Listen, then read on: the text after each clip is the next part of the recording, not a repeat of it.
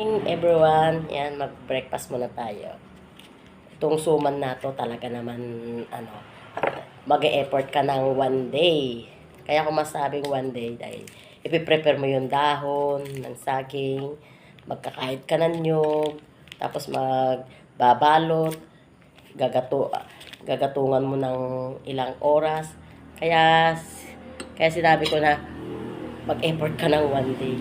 Ayoko sanang magluto nito, kaya lang sabi nung anak ko, mayroon daw siyang pagbibigayan. Kaya, ayun, hindi ako pumasok para makapagluto lang.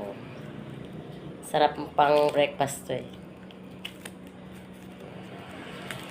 Kahit ganun kahirap i-prepare, matitikman mo naman yung napakasarap na sumang yaka. Pwede ring sumang yapos. Talagang napakasarap siya. Yan. Ito yung kalamahati, yung panutsa na may gata. Diba? Sarap. Sauce pa lang, katakam-takam na.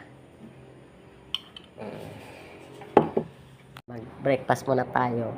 Suman, sarap. Sauce pa lang. Grabe, ang sarap.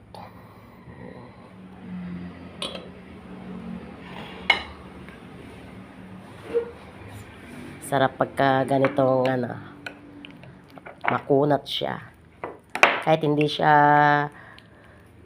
Kahit ordinaryong malagkit lang siya, pag sinuman talaga ang kunat.